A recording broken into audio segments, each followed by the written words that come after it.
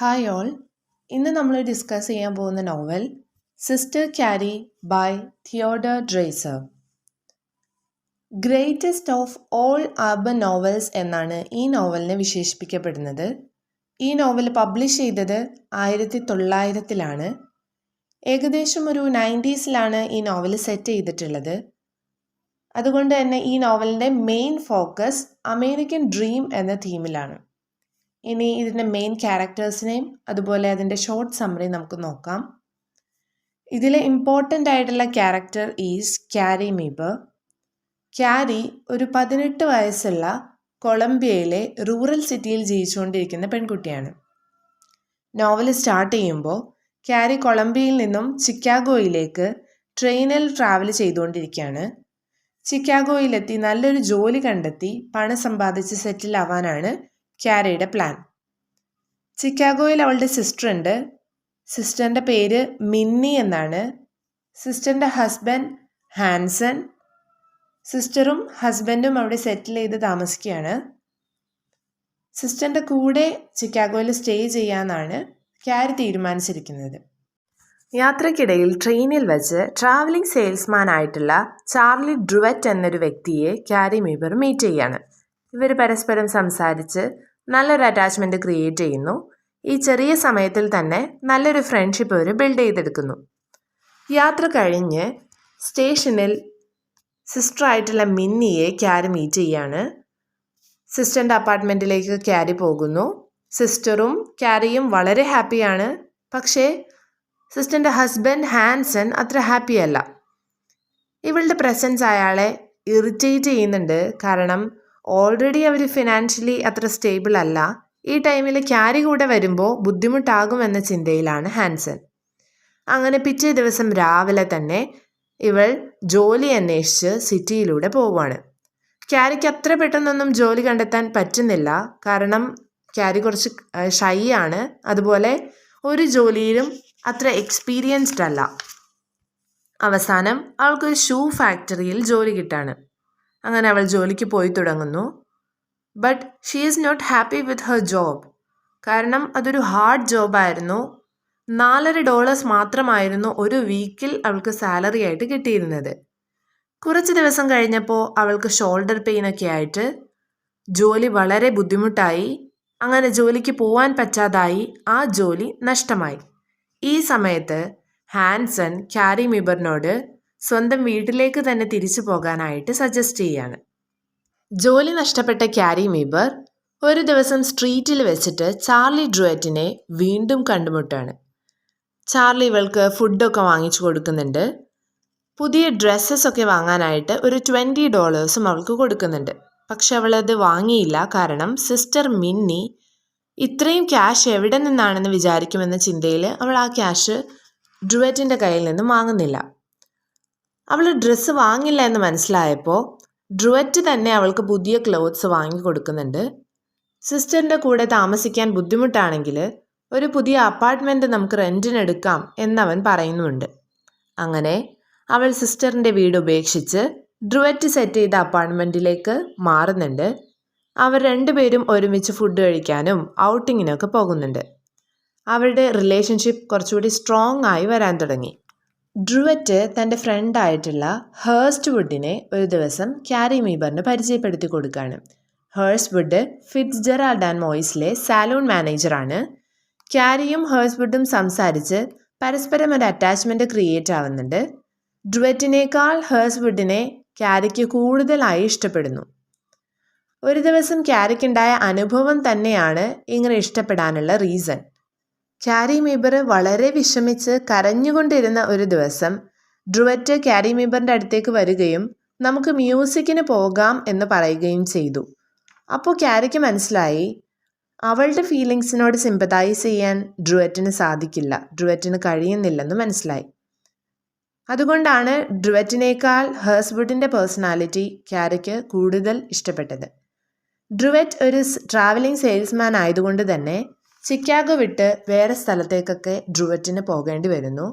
ഈ സമയത്ത് ക്യാരിയും ഹേഴ്സ്വുഡും തമ്മിലുള്ള അറ്റാച്ച്മെൻറ്റ് കുറച്ചുകൂടി സ്ട്രോങ് ആവുന്നു.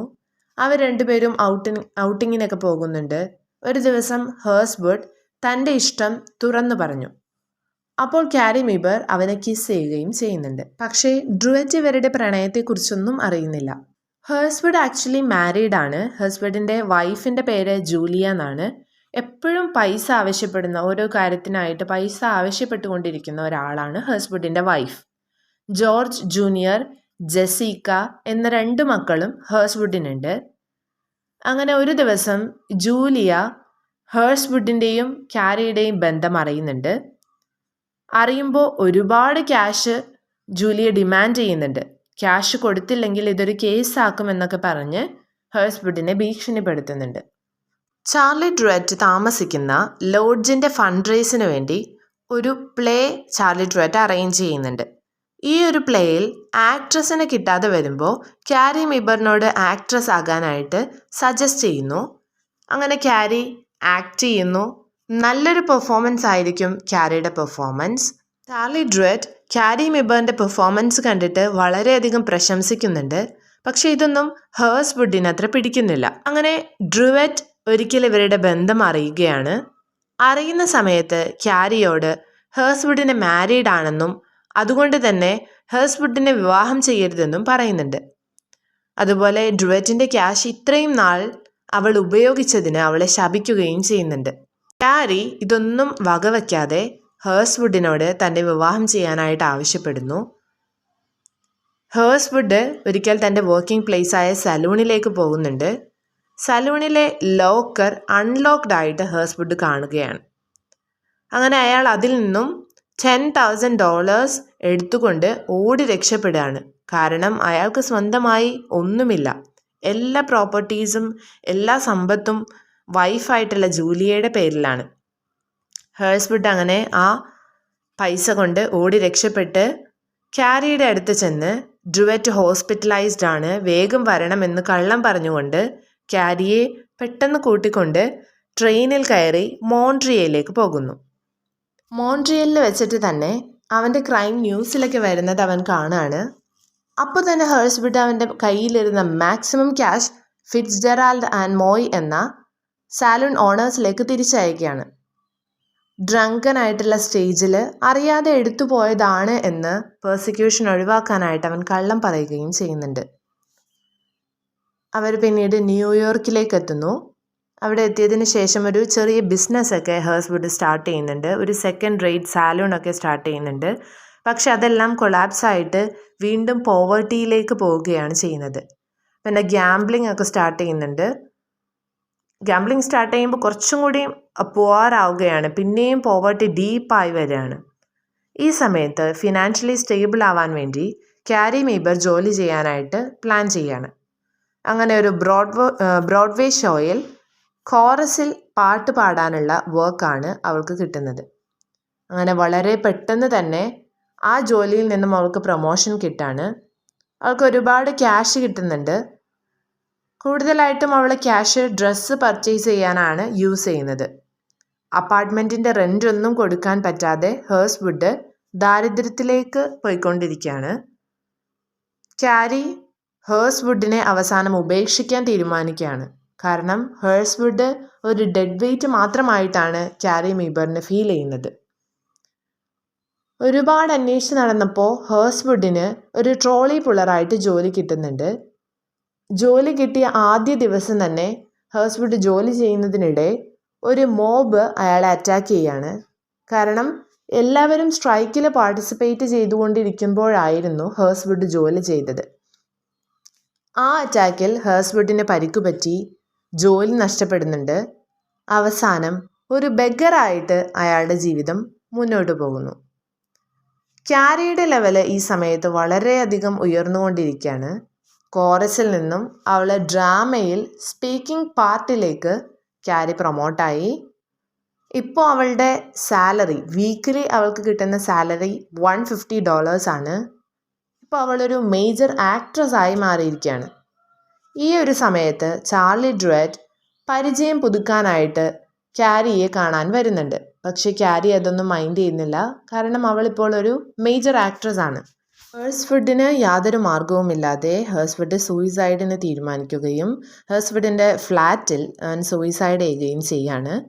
ഈ സമയത്ത് ക്യാരി ഒരു ഡെവലപ്പിംഗ് ആൻഡ് സക്സസ്ഫുൾ ആയിട്ടുള്ളൊരു ആക്ട്രസ് ആയിട്ട് മാറിക്കഴിഞ്ഞു. പക്ഷെ ക്യാരിയുടെ സെൽഫ് സ്റ്റേറ്റ് നോക്കുകയാണെങ്കിൽ ചെറിയൊരു അൺഹാപ്പിനെസ് അവൾക്കുണ്ട്. റൂറൽ ഏരിയയിൽ താമസിക്കുന്ന 18 വയസ്സുള്ള ക്യാരി മിബർ എന്ന പെൺകുട്ടിയുടെ അമേരിക്കൻ ബിഗ് ഡ്രീമിനെ കുറിച്ചിട്ടാണ് ഈ നോവലിൽ പ്രതിപാദിച്ചിട്ടുള്ളത്.